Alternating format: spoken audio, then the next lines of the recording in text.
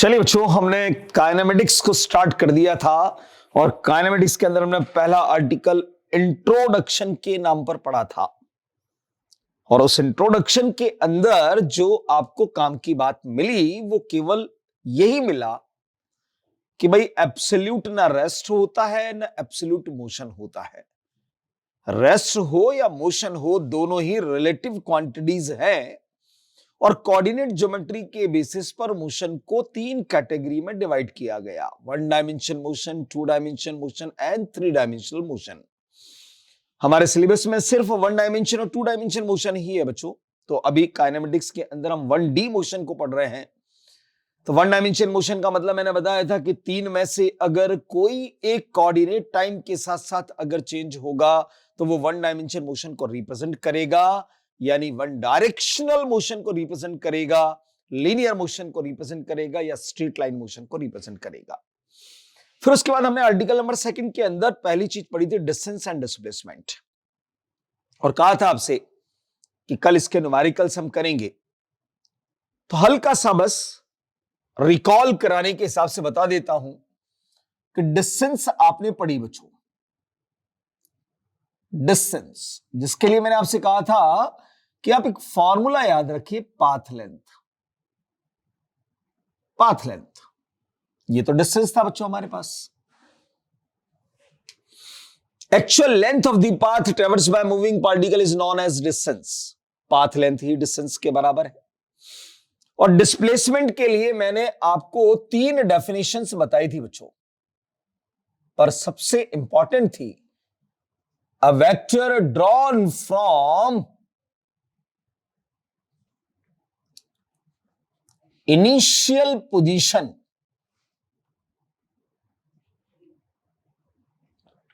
to final position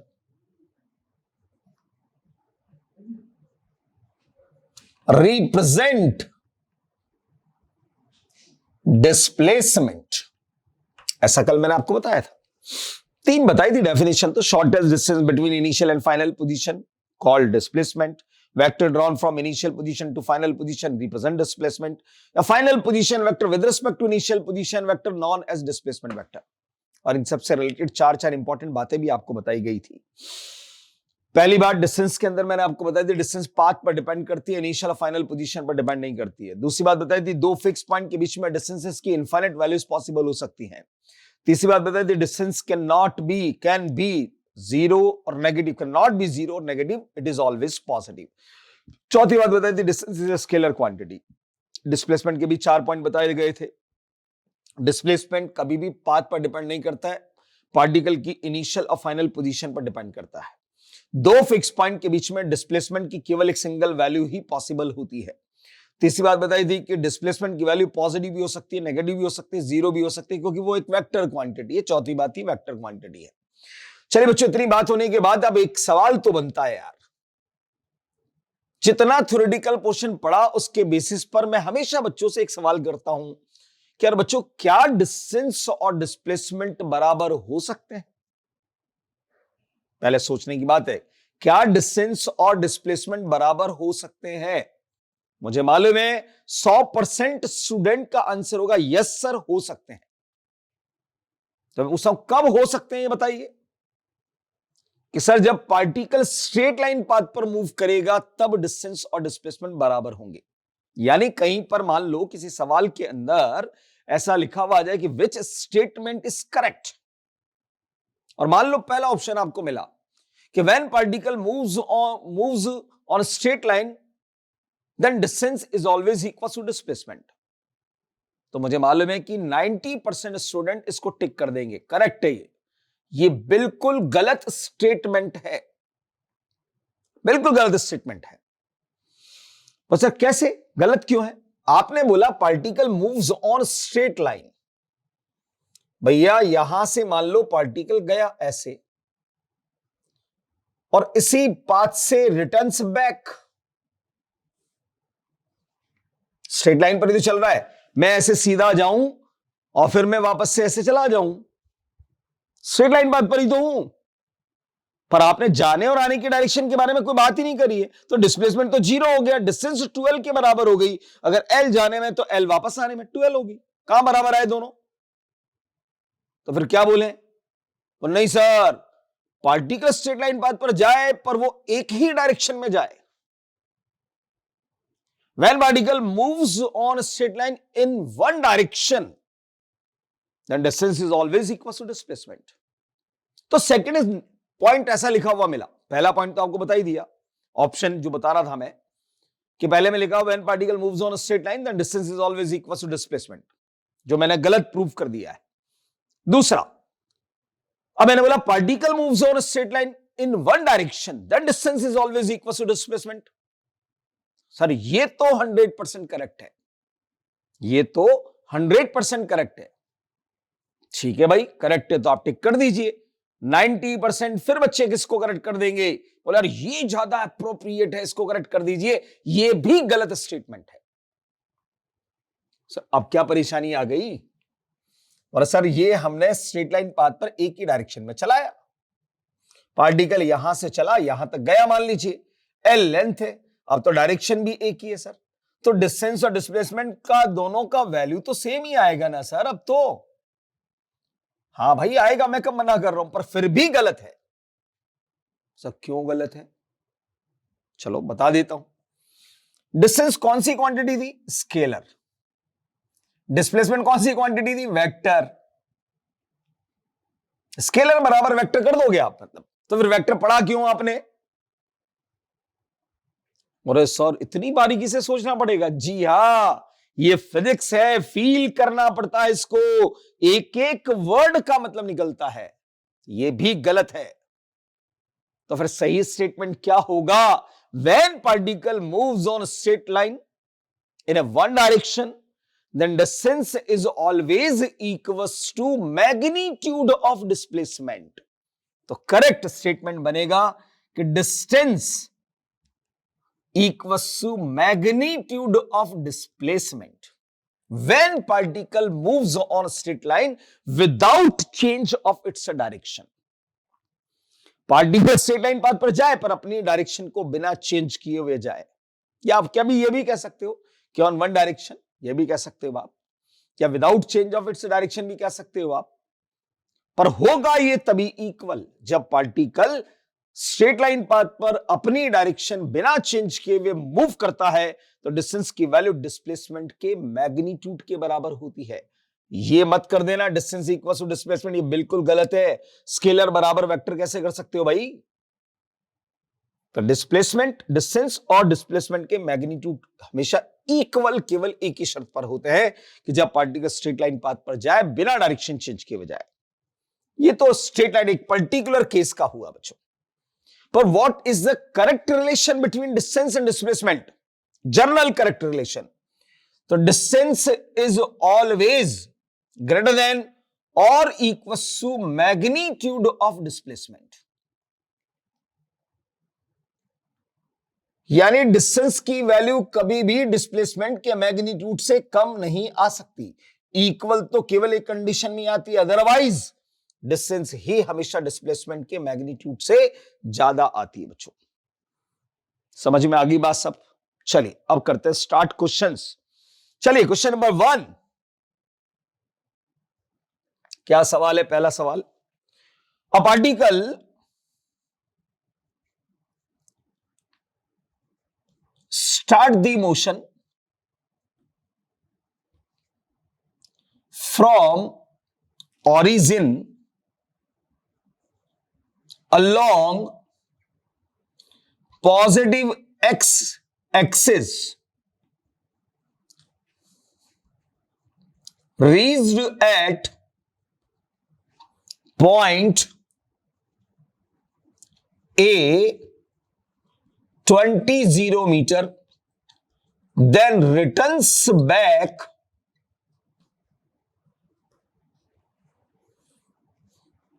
up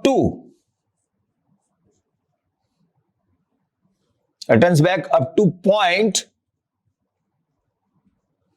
B minus 20 meter. Find distance and displacement, ये आपसे पूछा गया।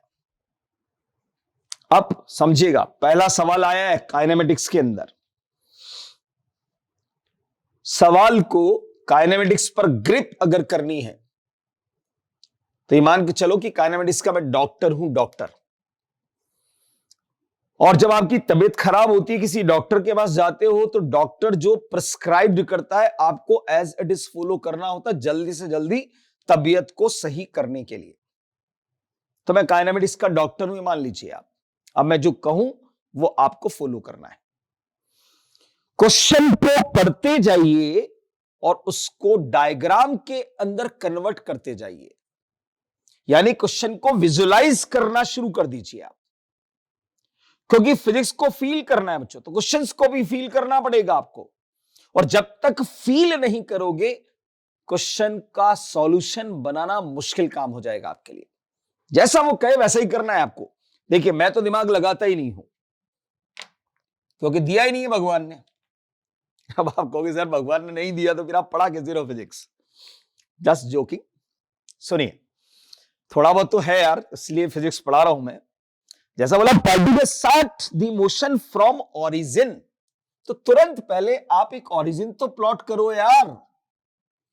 ये लीजिए भाई, ये हमने ओरिजिन को प्लॉट कर दिया। ओ पॉइंट, यहां से पार्टिकल ने चलना शुरू किया, कहां? अलोंग पॉजिटिव एक्स एक्सिस, इस डायरेक्शन में जा रहा है भाई। इधर पॉजिटिव एक्स होगा तो इधर नेगेटिव एक्स होगा यार बच्चों। रीच्ड एट पॉइंट A20, यहां से पार्टिकल चलता गया और सपोज यहां कहीं पर पॉइंट ए मिल गया और इस पॉइंट के कोऑर्डिनेट्स आपको 20,0 दे दिए। यहां से ये चलकर ऐसे आया है बच्चों। आगे लिखा हुआ है देन रिटर्न्स बैक, मतलब उसके बाद वापस से लौट गया है अप टू पॉइंट बी, लौट कर गया कहां तक? पॉइंट बी तक। अब पॉइंट बी कहां होगा उसके कोऑर्डिनेट बताएंगे, -20। इसका मतलब यहां से पार्टिकल लौटा। अब मैं इसको अलग कलर के पेन से बना देता हूं, लौटने वाले पाथ को, जिससे कि आपको बातें समझ में आ सके। यहां से पार्टिकल लौट कर गया बच्चों, चलता जा रहा है, यहां तक पहुंचा तो क्या हुआ? 0,0, क्योंकि ओरिजिन के कोऑर्डिनेट होते हैं 0,0। कई बार बच्चे कहते हैं सर +20 इधर गया तो लौट के आया तो -20 0। अरे भाई, यहां के कोऑर्डिनेट 0,0 होते हैं, ये गलती होती है। आपको -20 तक लेकर जाना है, तो यहां से आप आ गए यहां तक। ये हमारा पॉइंट बी मिला बच्चों, जिसके कोऑर्डिनेट है -20,0 मीटर। ये हमारा पाथ दिख रहा है। अब पूछा then find distance and displacement. आपसे पूछा, तुरंत आप ही बताइए कि डिस्टेंस क्या होती है बच्चों? Path length. जब कभी भी सवाल करो तो जैसे मैं जवाब दे रहा हूं आपको, मैं अपने आप से पूछता हूं व्हाट इज डिस्टेंस, जवाब मुझे मिलता है पाथ लेंथ। तो मुझे जब विजुअलाइज हो गया तो मुझे डायग्राम दिख रहा है ना यार, कि मेरा पाथ कौन सा बना। पहले ओ से ए तक बना, तो ले भाई ओ ए की लेंथ। फिर कौन सा दिखा? ए से बी तक का दिखा, तो +AB। ओ ए की लेंथ यहां से यहां तक कितना होगा बच्चों? 20। AB की यहां से यहां तक 20 और फिर 20, कुल मिलाकर 40। जवाब कितना बना बच्चों? 60 मीटर। ये लीजिए, डिस्टेंस आ गई हमारी। अब डिस्प्लेसमेंट, अपने आप से पूछो पहले डिस्प्लेसमेंट क्या होता है। तुरंत मुंह से निकलना चाहिए, vector drawn from initial position to final position. 3 definition कल बताई थी, उसमें सबसे इंपॉर्टेंट डेफिनेशन यही है, vector drawn from initial position to final position. तो मैं आपसे पूछना चाहूंगा कि बताओ पार्टिकल की इनिशियल पोजीशन कहां पर है? वो पॉइंट पर है भाई, और कहां पर थी? यहीं से स्टार्ट किया था उसने मोशन। फाइनल पोजीशन कहां है? बी पर। तो आप ओ से बी की तरफ एक वेक्टर को ड्रॉ कर दीजिए। ओ से बी की तरफ एक वेक्टर को ड्रॉ कर दीजिए। तो भैया जितनी लेंथ का वेक्टर है वो तो उसका है मैग्नीट्यूड 20 मीटर, और किधर की तरफ है? Negative x axis. तो आप लिखो अलोंग नेगेटिव एक्स एक्सिस। ये लो यार, डिस्प्लेसमेंट का मैग्नीट्यूड और इसकी डायरेक्शन। इसको लिखना चाहो तो आप वेक्टर फॉर्म में ऐसे भी लिख सकते हो कि मान लो ये एस वेक्टर है, तो displacement S vector equal to 20 minus i cap, जिसको आप -20 आई कैप भी लिख सकते हो मीटर। 20 उसका मैग्नीट्यूड, माइनस आई कैप उसकी डायरेक्शन, मतलब -20 आई कैप। यहां 20 मैग्नीट्यूड को और माइनस आई कैप डायरेक्शन को शो कर रहा है। ये लीजिए साहब, ऐसे कर लीजिए। कितना आसान काम है, बस क्वेश्चन को विजुअलाइज करना जरूरी है। मेरे हिसाब से पहला क्वेश्चन सबको क्लियर हो गया होगा, समझ में आ गई बात। इस वैरायटी का कोई भी दूसरा सवाल दिया जाएगा तो कर पाएंगे आप। चलिए तो अगले सवाल की बात करते हैं हम जरा। क्वेश्चन नंबर 2, डायग्राम दिया हुआ है आपको ऐसे।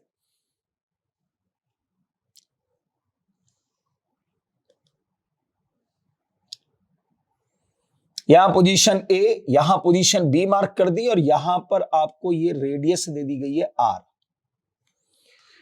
क्वेश्चन में बोला गया particle moves in first quadrant. Trigonometry में पढ़ा होगा आपने क्वाड्रेंट, ये फर्स्ट क्वाड्रेंट, ये सेकंड क्वाड्रेंट, ये थर्ड क्वाड्रेंट, ये fourth quadrant. Particle moves in first quadrant along the path AB from A to B. Then find its distance and displacement. Distance and displacement. चलो भाई पहले निकालते हैं, फिर क्वेश्चन को सुन लीजिएगा ध्यान से। Particle moves in first quadrant along path AB shown in figure of radius R. Find distance and displacement. Distance और displacement आपको कैलकुलेट करनी है। चलो बच्चों पहले निकालेंगे डिस्टेंस।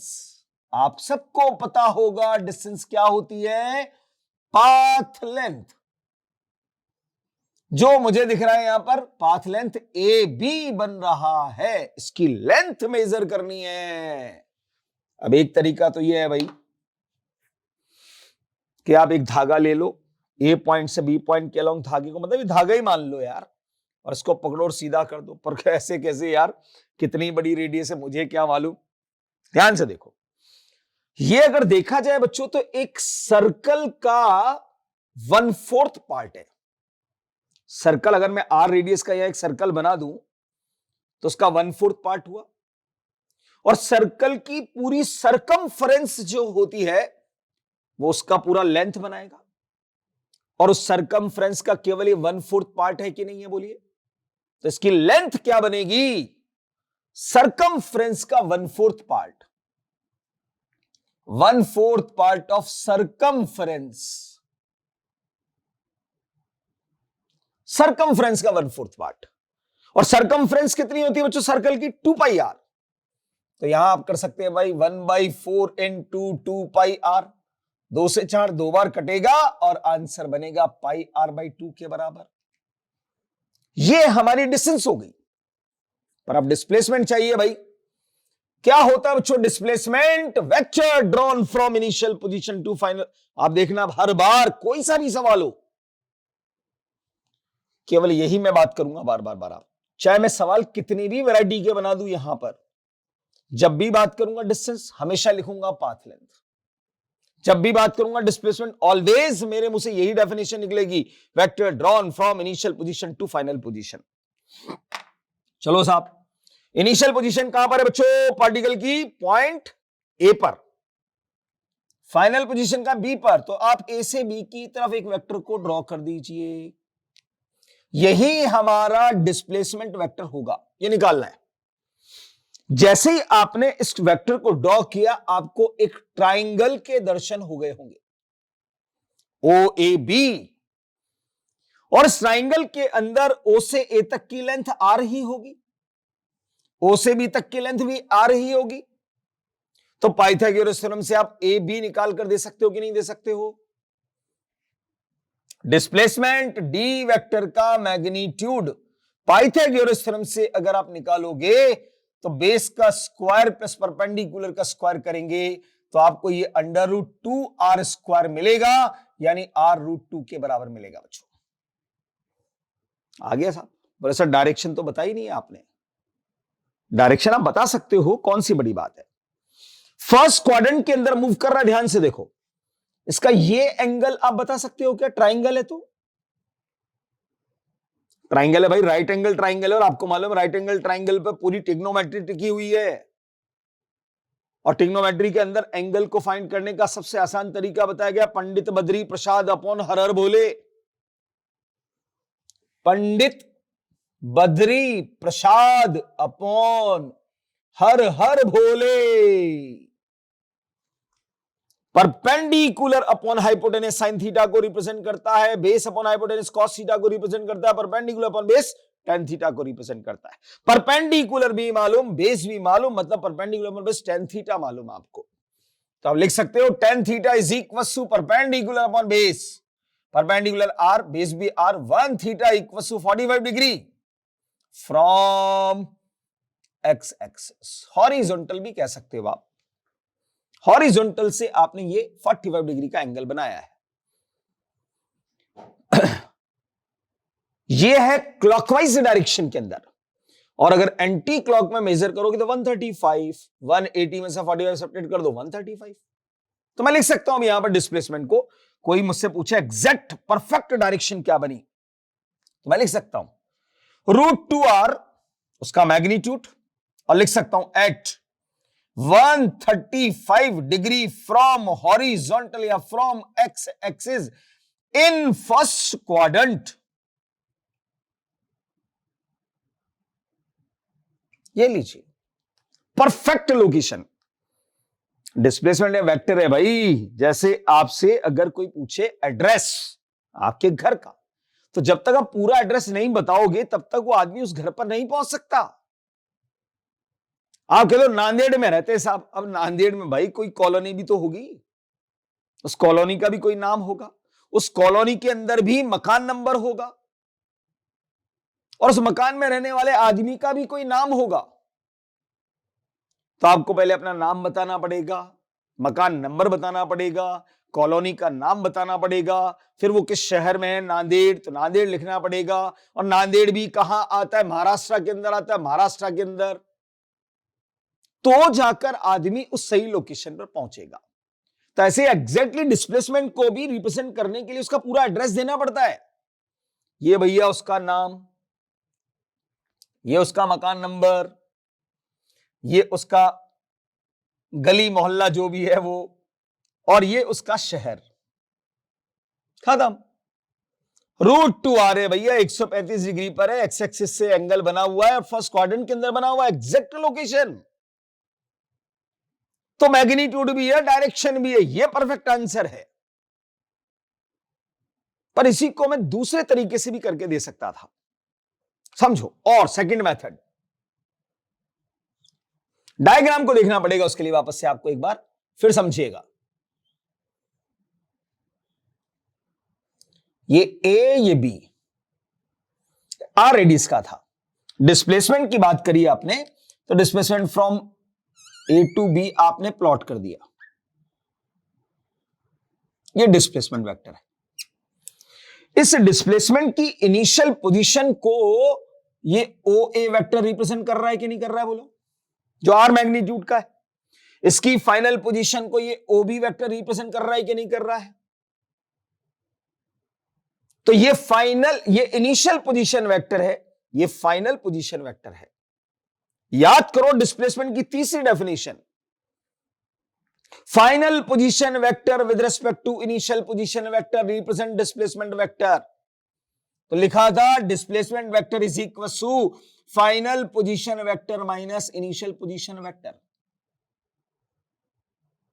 फाइनल पोजीशन वेक्टर को अगर लिखोगे तो मैं इसको लिख सकता हूं R j cap, R magnitude है, जे कैप मतलब वाई डायरेक्शन के अंदर है, माइनस इनिशियल का मैग्नीट्यूड आर, और ये आई कैप। ध्यान से देखो, इसका मैग्नीट्यूड निकालना सिखाया था वेक्टर के अंदर, कोएफिशिएंट ऑफ y का square plus coefficient of j का स्क्वायर रूट, r√2 ही आएगा। मैग्नीट्यूड आ गया, देख लीजिए आप, r√2 परसेंट डायरेक्शन। ध्यान से देखो, j कैप पॉजिटिव है, i कैप नेगेटिव है। कहां पर j कैप, सॉरी फर्स्ट की जगह पर मैं सेकंड, गलती मेरे से हो गई है भाई, ये सेकंड क्वाड्रेंट कर लेना इसको, क्योंकि एक्स एक्सिस से 135 डिग्री फर्स्ट क्वाड्रेंट में कैसे बन सकता है। फर्स्ट क्वाड्रेंट तो 90 डिग्री का ही होगा ना, फर्स्ट क्वाड्रेंट 90 से बड़ा होगा तो 135 सेकंड क्वाड्रेंट में जा रहा है। यहां अगर मैं क्वाड्रेंट्स को प्लॉट करूं तो ये 135 ऐसे टोटल बन रहा है, तो सेकंड क्वाड्रेंट में जा रहा है। मुझसे गलती हुई है बच्चों, सॉरी। ठीक है, ध्यान से देखें, √2 क्योंकि जल्दबाजी में मैं भूल गया कि फर्स्ट क्वाड्रेंट के अंदर ही आंसर देना है मुझे। चलिए √2 तो आ गया अपने पास में। अब बात करते हैं एंगल की। तो ध्यान से देखो, नाम मिल गया, नाम तो मिल गया, पर मुझे पता करना है कि ये किस नंबर पर है, किस गली में है। तो ध्यान से देखो, J positive I negative vector form में साइन आई और आई कैप और जे कैप के साइन के बेसिस पर आप आराम से उसका क्वाड्रेंट पता कर सकते हैं। आप सबको बात मालूम है ना कि क्वाड्रेंट जो होते हैं, ये फर्स्ट क्वाड्रेंट, ये सेकंड क्वाड्रेंट, ये थर्ड क्वाड्रेंट, ये फोर्थ क्वाड्रेंट। पॉजिटिव एक्स को हम प्लस आई कैप, पॉजिटिव वाई को हम प्लस जे कैप, नेगेटिव एक्स को हम माइनस आई कैप, ये माइनस जे कैप। यहां क्या है, जे कैप प्लस का है, ये रहा, आई कैप माइनस का, ये रहा। बच्चों कौन सा क्वाड्रेंट बन रहा है, सेकंड। तो हमारा क्वाड्रेंट कौन सा है, इन सेकंड क्वाड्रेंट। अब एंगल चाहिए, तो वेक्टर से ही मैंने आपको कि 2 डायमेंशनल वेक्टर अगर होता है तो उसका एंगल निकालना सिखा रखा है। tan theta is equal to होता है coefficient of j cap upon coefficient of i cap. Coefficient of j cap R, coefficient of i cap R, cut जाएगा, कितना होगा 135, मतलब थीटा की वैल्यू मिलेगी 45 डिग्री। पर ध्यान रहे, coefficient of j cap plus का है, coefficient of i cap minus का है, तो मिलेगा तो -1। और theta equal to tan theta equal to -1 होता है, जिसकी वैल्यू होती है 135 डिग्री, क्योंकि सेकंड क्वाड्रेंट के अंदर tan माइनस का होता है। फर्स्ट क्वाड्रेंट में ASTC रूल याद है ना आपको, ASTC याद रखने का तरीका भी बताया होगा सर ने, ऑल स्टूडेंट्स टेक कॉफी, या आफ्टर स्कूल टू कॉलेज, कैसे भी याद रख सकते हो आप। ठीक है, यहां केवल साइन और साइन का रेसिप्रोकल कॉसेक ही पॉजिटिव होता है, बाकी सब नेगेटिव होते हैं। तो ये थीटा 135 डिग्री का होगा, तो जाकर tan माइनस में आएगा। तो यहां पर अपने पास ये तो है 45 डिग्री, केवल एंगल निकालना, जो कि एक्यूट एंगल होता है ऑलवेज, और acute angle is always measured from horizontal axis. तो यहां से आप अगर हॉरिजॉन्टल, तो इधर से 45 है यार, ये इधर से तो 135 होगा ना। तो आप अगर पॉजिटिव डायरेक्शन से रिप्रेजेंट करना चाहते हो तो 135 degree from positive x axis in second quadrant, ये हमारा एग्जैक्ट आंसर बनेगा। मेरे हिसाब से क्वेश्चन नंबर सेकंड आपको डिटेल में समझ में आ गया होगा। दो मेथड से मैंने इसको समझाया है, डिस्प्लेसमेंट को, सेकंड डेफिनेशन से भी और थर्ड डेफिनेशन से भी, जैसे भी करना चाहें कर सकते हैं आराम से। चलिए अगले क्वेश्चन पर आते हैं। चलिए बच्चों नेक्स्ट क्वेश्चन पर आते हैं, क्वेश्चन नंबर थर्ड, और ये बहुत ही इंपॉर्टेंट कंसेप्ट वाला क्वेश्चन है। क्वेश्चन नंबर थर्ड, पहले मैं क्वेश्चन थर्ड को लिख देता हूं, समझिएगा। A particle moves in north direction with 50 meter, then moves in east direction with 40 meter, and finally moves in south direction with 20 meter, find distance and displacement। समझिएगा ध्यान से, अब नेचुरल डायरेक्शन पर भी इस क्वेश्चन आ गया है, और इस क्वेश्चन को सॉल्व करने का रास्ता भी आपको बताता हूं। जैसा मैंने कहा, आपसे शुरुआत से ही कह रहा हूं कि सबसे पहला काम होगा क्वेश्चन की लैंग्वेज के अकॉर्डिंग आपको डायग्राम में कन्वर्ट कर लेना चाहिए बच्चों। नॉर्थ साउथ ईस्ट वेस्ट के कंसेप्ट पर सवाल आया तो तुरंत पहले आप डायग्राम को ड्रॉ कीजिए। यहां नॉर्थ, यहां साउथ, यहां ईस्ट, यहां वेस्ट। रास्ते बताऊंगा, ध्यान से समझिएगा, मेथड भी बताऊंगा आपको, दो दो तीन तीन मेथड से सॉल्व करेंगे हम इस क्वेश्चन को। बोला particle moves in a north direction with 50 metre. यहां से पार्टिकल ने चलना शुरू किया बच्चों, नॉर्थ डायरेक्शन में चला, 50 मीटर मान लो यहां पॉइंट ए पर जाकर कंप्लीट हो गए, ये 50 मीटर नॉर्थ डायरेक्शन के अंदर। Then moves in east direction with 40 metre. अब उसके बाद इस पॉइंट पर पहुंचने के बाद वो ईस्ट डायरेक्शन में मुड़ गया बच्चों, ईस्ट डायरेक्शन में जा रहा है 40 मीटर। तो 40 मीटर 50 से छोटा होता है तो थोड़ा छोटा ही बनाइएगा।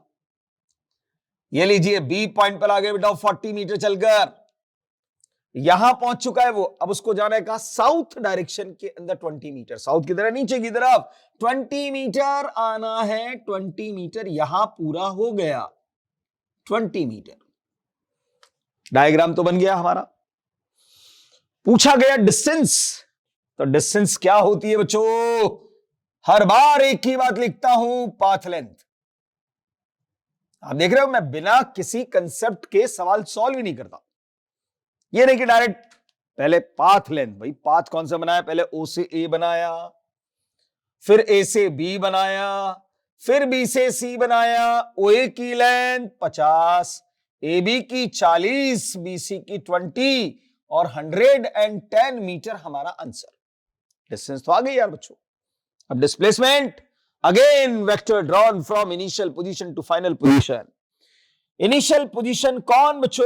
ओ। फाइनल पोजीशन कौन? सी। तो ओ से सी की तरफ एक वेक्टर को ड्रॉ कर दीजिए।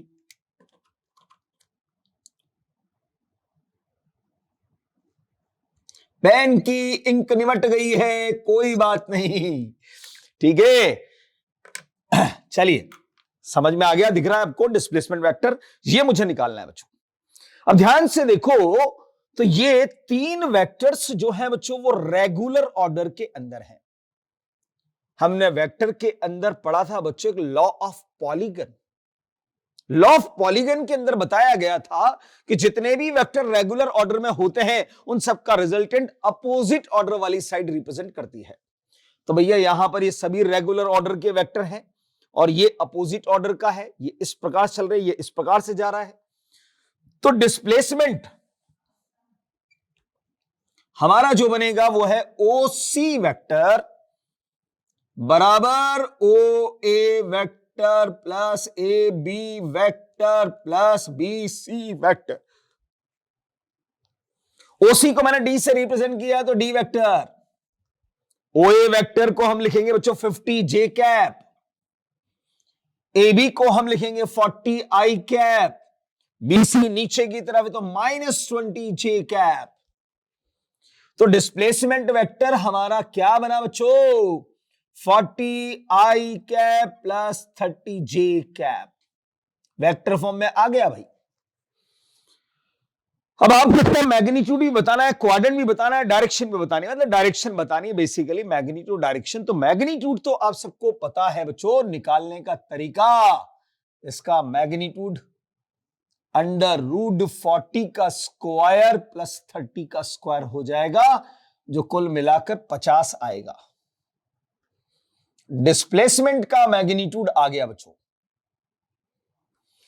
पर मैंने आपको क्वाड्रेंट देखना भी बताया था कि on the basis of sine of i cap and J cap, I cap का साइन पॉजिटिव, जे कैप का साइन भी पॉजिटिव, तो क्वाड्रेंट कौन सा बनेगा बच्चों? इसका फर्स्ट क्वाड्रेंट बनेगा। एंगल निकालना भी सिखाया था, angle tan theta equals to coefficient of j cap upon coefficient of i cap, A Y upon A X. A Y की वैल्यू मतलब कोएफिशिएंट ऑफ जे कैप 30 है, कोएफिशिएंट ऑफ आई कैप 40 है बच्चों। 0 से 0 कैंसिल होगा, theta की value tan inverse 3/4। क्या जानते हैं tan इनवर्स 3/4 की वैल्यू डिग्री में कितनी होती है? डिग्री में कितनी होती है बात सबको पता है। एक मैजिकल ट्राइंगल के बारे में बता देता हूं आपको, मैजिकल ट्राइंगल, ध्यान रखना बच्चों। परपेंडिकुलर हमारा है 3, बेस हमारा है 4, तो हाइपोटेन्यूज बनेगा 5। आपको पता है किसी भी ट्राइंगल का एंगल हमेशा बेस और हाइपोटेन्यूज के बीच का एंगल होता है। ये एंगल की मैं बात कर रहा हूं आपसे। ये एंगल इन दो साइड के बीच में बन रहा है 5 4 5 4। तो मैं इस मैजिकल ट्राइंगल के लिए कहता हूं कि साइड 5 3 के बीच का एंगल, किन साइड के बीच का 5 3, किन साइड के बीच का 5 3, किन साइड के बीच का 5 3, किन साइड के बीच का 5 3, 5 3 से मिलकर बनता है 53। ये एंगल 53 डिग्री का होता है। मैंने इसीलिए 4 बार बोला बच्चों कि आपको 3 4 5 ट्राइंगल के अंदर साइड 5 3 ही याद रखना है। साइड 5 3 के बीच का एंगल 53 डिग्री होता है, 5 4 के बीच का 37 होता है, 54 मत कर देना। तो ये एंगल होता 37 डिग्री का। अब जैसे यहां पर आया tan theta perpendicular upon base, perpendicular upon base मतलब ये थीटा होगा 37 डिग्री का, 37 डिग्री। अगर ये 4/3 होता, ये 4 होता, ये 3 होता तो ये 53 बनता, क्योंकि यहां 5 होता, 5 3 के बीच का एंगल 53 होता। फिर तो ये मैजिकल ट्राइंगल है, बहुत जगह पर काम आएगा, यहीं पर नहीं, ये आगे भी बहुत जगह पर काम आएगा। बार बार आपको पता होना चाहिए बस, ठीक है, कि tan theta perpendicular upon base 3/4 मतलब 37, 4/3 मतलब 53 डिग्री। ठीक है, चलिए एंगल भी आ गया बच्चों। अब क्वाड्रेंट और एंगल के बेसिस पर लिखी जाती है डायरेक्शन। कैसे लिखी जाएगी डायरेक्शन, ध्यान से देखो। कौन से क्वाड्रेंट में आया, फर्स्ट क्वाड्रेंट, यही होता है फर्स्ट क्वाड्रेंट। फर्स्ट क्वाड्रेंट किन दो नेचुरल डायरेक्शन से मिलकर बना हुआ है, ईस्ट और नॉर्थ से। ये एंगल बनता है हमेशा tan थीटा की वैल्यू परपेंडिकुलर अपॉन बेस जो लेते हैं अपन, वो हमेशा हॉरिजॉन्टल से लेते हैं बच्चों। हॉरिजॉन्टल कौन है इसमें, ईस्ट, तो ईस्ट से 37 डिग्री के एंगल पर ये डिस्प्लेसमेंट बना है, डिस्प्लेसमेंट डी वेक्टर। लिखेंगे कैसे इसको, ईस्ट से बनाया है, कितने डिग्री बनाया है, 37 डिग्री। किधर की तरफ बनाया है, नॉर्थ की तरफ। लिखेंगे ऐसे, बोलेंगे क्या, बोलेंगे इसको north of east 37 degree, north of east 37 degree. तो ये रहा हमारा मैग्नीट्यूड और ये रही हमारी डायरेक्शन। हो गया डिस्प्लेसमेंट खत्म। एक तरीका ये था, थोड़ा सा लंबा चला गया मेथड ए पर, फर्स्ट मेथड बताया, सबसे सूटेबल मेथड जो है वो ये है बच्चों। पर अब इसको मैं शॉर्ट तरीके से भी बता देता हूं आपको, शॉर्ट तरीके से, जो कि सिर्फ डायग्राम के बेसिस पर ही आप कर सकते हो क्वेश्चन को, सिर्फ डायग्राम के बेसिस पर। ध्यान से देखो, सेकंड मेथड, सेकंड मेथड बता रहा हूं। पहले डायग्राम बना लीजिए, पर डायग्राम बनाने का तरीका भी यहां अलग होगा। सबसे पहले तो नेचुरल डायरेक्शंस बना लीजिए आप, north south east waste. Diagram में ही सॉल्व कर दूंगा क्वेश्चन, ध्यान से देखना इधर। अब पहला वेक्टर किधर है बच्चों, नॉर्थ की तरफ है 50 मीटर। चल भाई पॉइंट ओ से बनाना शुरू करो, 50 मीटर पॉइंट ए तक बना दिया नॉर्थ की तरफ। दूसरा वेक्टर किधर है, ईस्ट की तरफ, वापस से ओरिजिन पर आओ, 40 मीटर इधर रिप्रेजेंट कर दो। फिर तीसरा वेक्टर किधर है, डिस्प्लेसमेंट साउथ की तरफ, वापस से ऊपर आओ, साउथ की तरफ बना दो 20 मीटर। बन गया। अब कुछ नहीं करना है, अब क्या करना है, हॉरिजॉन्टल का हॉरिजॉन्टल में और वर्टिकल का वर्टिकल में रिजल्टेंट लेना है आपको। हॉरिजॉन्टल में केवल एक ही है, तो ये एक ही बना दीजिए आप, 40 मीटर है भैया, ईस्ट की तरफ है, ये ले। वर्टिकल में दो दिख रहे हैं, 50 ऊपर है 20 नीचे, तो रिजल्टेंट ऊपर आएगा, कितना आएगा 30। किधर है भैया, नॉर्थ की तरफ। याद करो, वेक्टर में एक इंपॉर्टेंट लाइन बोली थी, any vector can be shifted from one position to another position without change of its direction. अगर मैं इस 30 मीटर को उठाकर यहां शिफ्ट कर दूं तो रिजल्टेंट ये बनेगा, बनेगा भाई कितना आएगा, पाइथागोरस थ्योरम से 50, और ये बन गया एंगल। कौन से क्वाड्रेंट में? फर्स्ट क्वाड्रेंट में। ईस्ट से बनाया है 37 डिग्री नॉर्थ की तरफ। मैग्नीट्यूड कितना है? 50, क्योंकि ये 30, 40, 50 यानी 3, 4, 5 का 10 टाइम्स, तो एंगल 4 और 5 के बीच में 37। तो ईस्ट से बनाया है 37 डिग्री नॉर्थ की तरफ, या इसी को मैं लिख सकता हूं नॉर्थ से बनाया है 53 डिग्री ईस्ट की तरफ।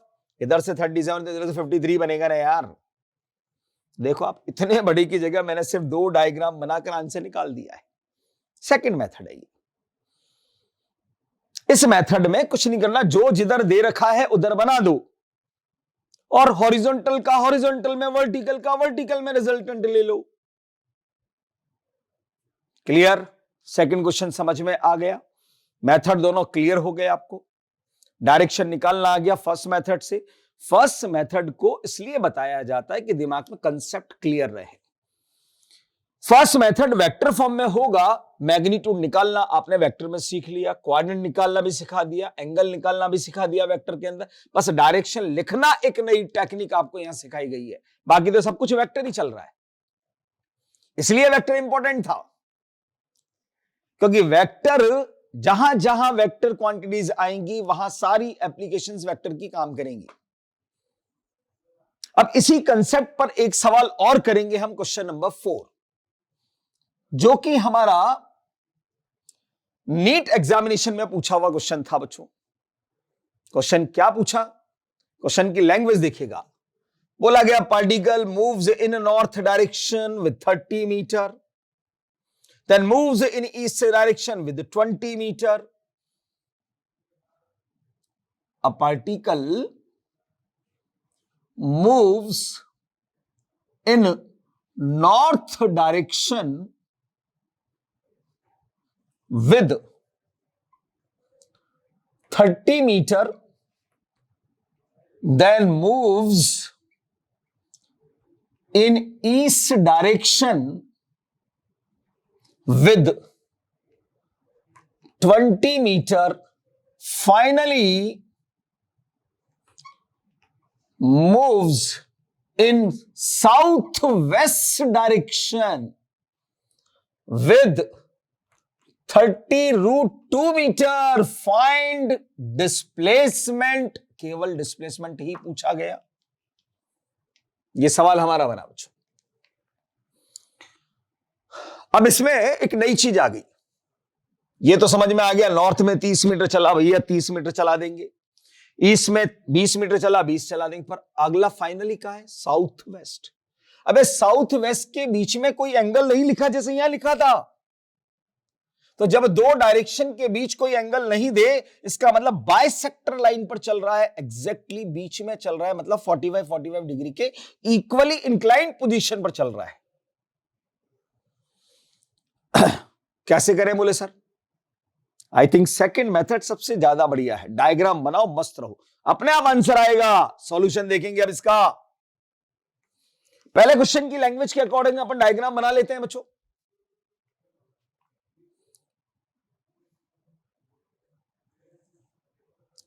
North, south, east, west. ध्यान से देखो, नॉर्थ डायरेक्शन में कितना चलना है भाई?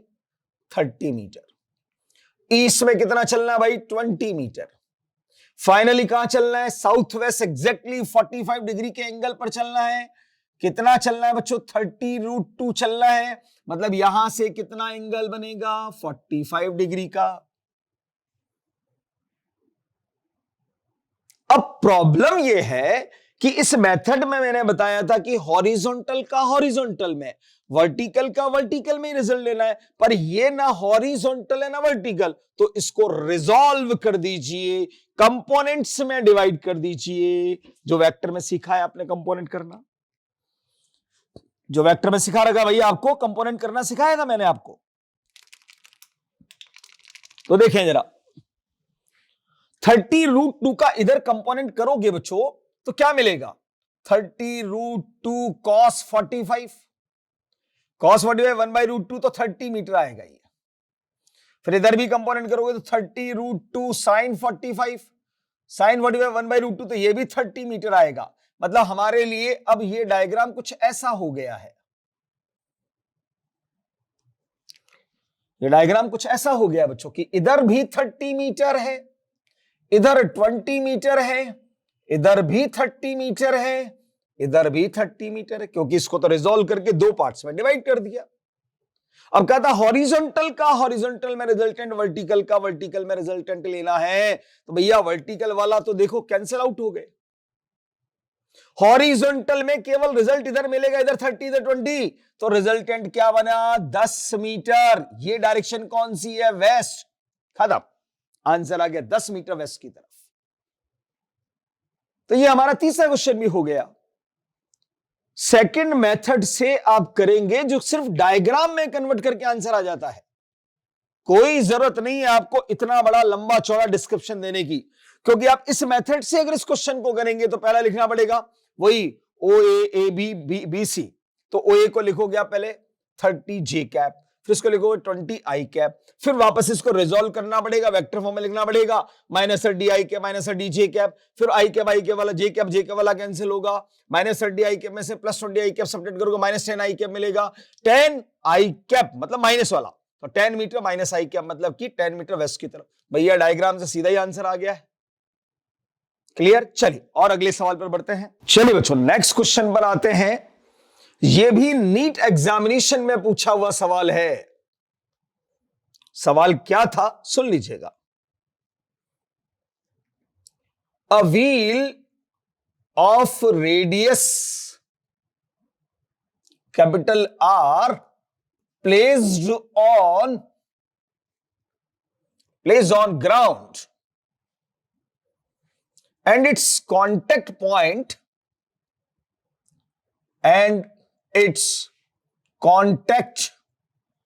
point is P. If wheel rolls down without sliding and completes half revolution,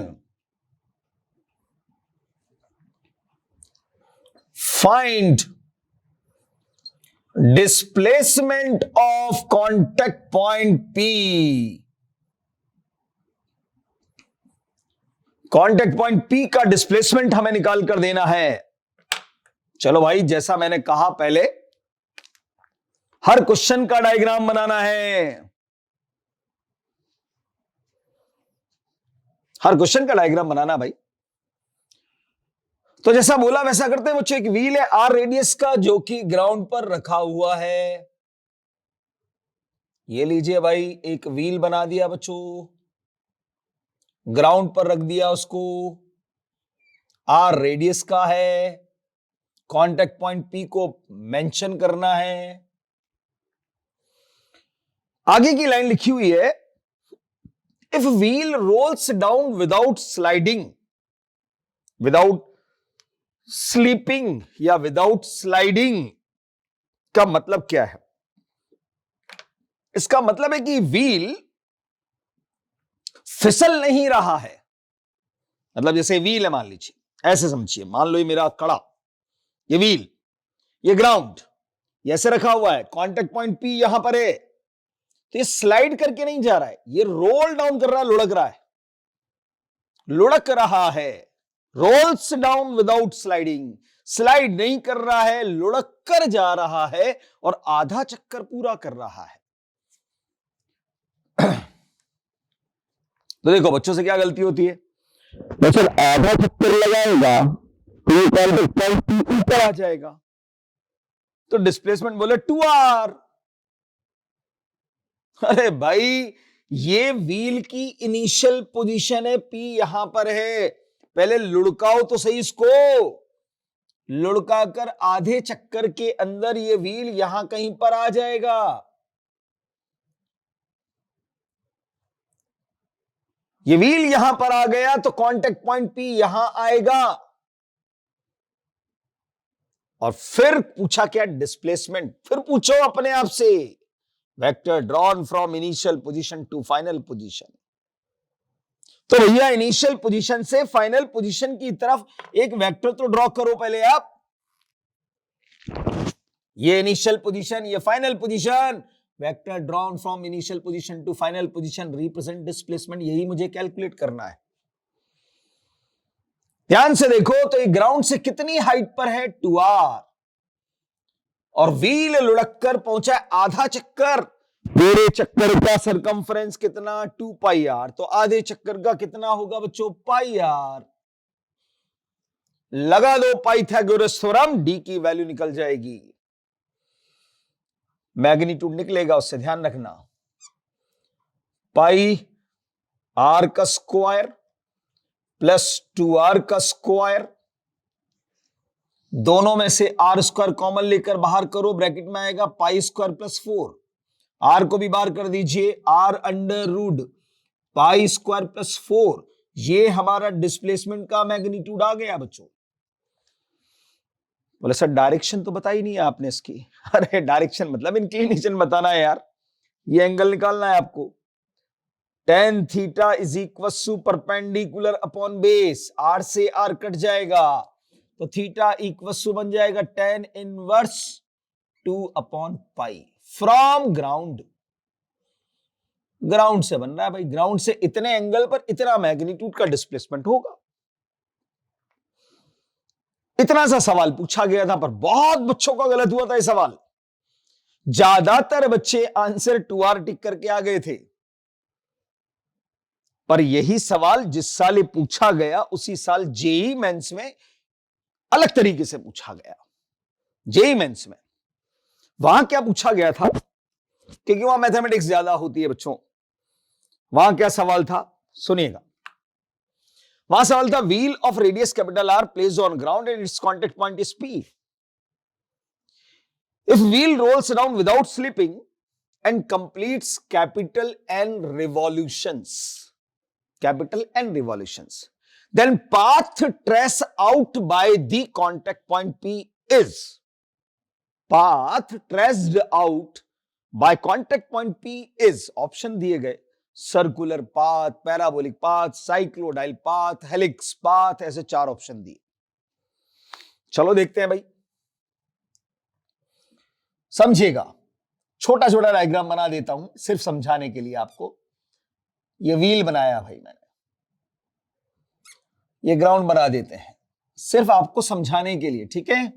ये कांटेक्ट पॉइंट P, मान लो आधे रिवॉल्यूशन के अंदर व्हील मेरा यहां पहुंच गया, हाफ रिवॉल्यूशन के अंदर, तो ये कांटेक्ट पॉइंट P यहां आ जाएगा बच्चों मेरा, ये P आ गया भाई यहां पर। फिर नेक्स्ट हाफ रिवॉल्यूशन के अंदर वापस से कांटेक्ट पॉइंट P कहां होगा बच्चों, ग्राउंड पर आ जाएगा। एक रिवॉल्यूशन पूरा हो गया ना भाई, तो P फिर यहां आ गया। फिर आगे बढ़ो बच्चों, फिर आधा रिवॉल्यूशन, क्यों अपन 2 चक्कर के लिए काम कर लेते हैं, अपने आप समझ में आ जाएगा। फिर half revolution, again point P कहां आ जाएगा, ऊपर आ जाएगा। फिर अगेन हाफ रिवॉल्यूशन, वापस से फिर कांटेक्ट पॉइंट P कहां आ गया बच्चों, ग्राउंड पर आ गया। अब इन सभी पॉइंट्स को हम मिला देंगे एक कर्व्ड लाइन से बच्चों, तो ये पाथ कुछ ऐसे जाएगा बच्चों, ध्यान से देखिएगा। इधर ये ऐसे गया, ये यहां आकर एक नॉड बनेगी, यहां पर नॉड ऐसे, फिर ये ऐसे गया, फिर यहां आकर एक नॉड बनेगी, फिर ऐसे जाएगा। इस पाथ को कहा जाता है बच्चों साइक्लोडाइल पाथ। साइक्लोडाइल पाथ बनता है, ये इसकी पिच डिस्टेंस कहलाती है बच्चों, PITCH, पिच ये कहलाती। अगर यही पिच छोटा हो जाता है तो यही path just like as a spring helix path बन जाता है, कुछ ऐसा बनता है बच्चों, हेलिक्स पाथ बोलते हैं इसको, ठीक है। आगे बढ़ता जाएगा ये ऐसे ही, ये साइक्लोडाइल पाथ बनता है। कभी पूछ ले तो आपको पता होना चाहिए कि भैया व्हील के रोटेशन से रोल डाउन विदाउट स्लिपिंग के अंदर जो कांटेक्ट पॉइंट पी का पाथ होता है वो कैसा होता है बच्चों? साइक्लोडाइल पाथ होता है। चलिए भाई, एक क्वेश्चन और करेंगे, फाइनल क्वेश्चन होगा हमारा ये इस आर्टिकल का, एनसीईआरटी की प्रॉब्लम। नेक्स्ट क्वेश्चन हमारा, क्वेश्चन क्या है सुनिए। A person moves in east direction with 3 meter, then moves in north direction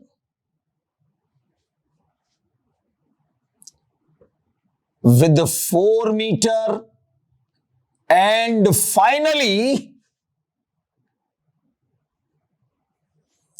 he climbs up on a pole of height 12 meter. Find his displacement. तो जैसा मैंने कहा बच्चों, सबसे पहले डायग्राम बनाना चाहिए। तो देखो इस क्वेश्चन में बच्चों से क्या गलती होती है समझो। डायग्राम जब बनाने बच्चा बैठता है तो सबसे पहले ऐसे बनाता है, बोले यार ये नॉर्थ, ये साउथ, ये ईस्ट, ये वेस्ट। बोले पहले चला ईस्ट डायरेक्शन में, बोले यार यहां से चलाओ, ये ईस्ट में आ गया, मान लो 3 मीटर यहां तक आ गया। फिर बोले नॉर्थ में जाना है 4 मीटर, ये लो नॉर्थ में चल गए भाई 4 मीटर, यहां तक पहुंच गए हम। फिर कहता 12 मीटर का पोल उस पर चढ़ाना है उसको। तो बोले पोल कहां है? बोले पोल 12 मीटर ऊपर। और मर जाओगे सवाल में, गलत हो जाएगा सवाल आपसे। अरे भाई ये नॉर्थ साउथ ईस्ट वेस्ट बताया था, हॉरिजॉन्टल डायरेक्शन होती है, वेक्टर में भी समझाई थी बात। ये नॉर्थ ऊपर नहीं होता है बच्चों, पोल ऊपर होता है। तो ऐसे क्वेश्चन का आपको ये डायग्राम तो गलत हो जाएगा। 3 डायमेंशनल डायग्राम बनाइए आप इसका। अब 3 डायमेंशनल डायग्राम के लिए थोड़ी सी आपको समझदारी से बनाना होता है। देखो कैसे बनता है।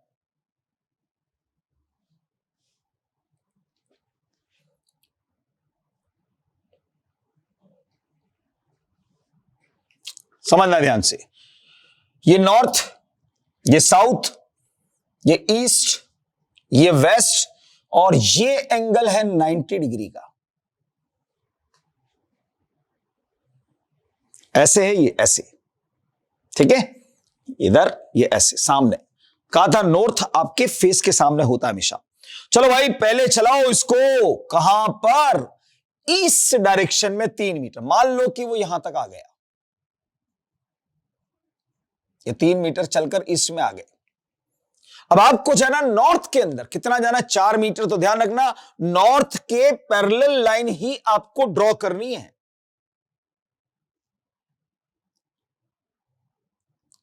चार मीटर नॉर्थ के बिल्कुल पैरेलल, और फिर 12 मीटर हाइट का पोल। तो भैया पोल वर्टिकल होता है। मान लो यहां तक 12 मीटर हो गया हमारा। ओ से चला ए पर, ए से चला बी पर, बी से चला सी पर। आदमी यहां आ गया और पूछा फाइंड हिज डिस्प्लेसमेंट। तो आप सबको पता है vector drawn from initial position to final position. Person की इनिशियल पोजीशन इस पॉइंट ओ पर थी, फाइनल पोजीशन उसी पर है। तुरंत यहां से एक वेक्टर को ड्रॉ कर दीजिएगा, यही हमारा उसका डिस्प्लेसमेंट होगा, यही रिजल्टेंट होगा। यह हमें कैलकुलेट करना है। ध्यान से देखो तो ईस्ट को हम आई कैप लिखते हैं बच्चों, नॉर्थ को हम जे कैप लिखते हैं, और वर्टिकल को क्या लिखते हैं? के कैप। तो इन सब वेक्टर्स का रिजल्टेंट यहां पर अगर आप निकालते हो तो आर वेक्टर इक्वल आप लिख सकते हो O A vector plus A B vector plus B C vector. O A की जगह पर लिखेंगे आप 3i कैप, ए बी की जगह पर लिखेंगे नॉर्थ में वो तो 4j कैप, और बीसी वर्टिकली अब तो इसकी जगह लिखोगे 12k cap. Resultant vector form में आ गया, इसका मैग्नीट्यूड अब आप निकाल लीजिए।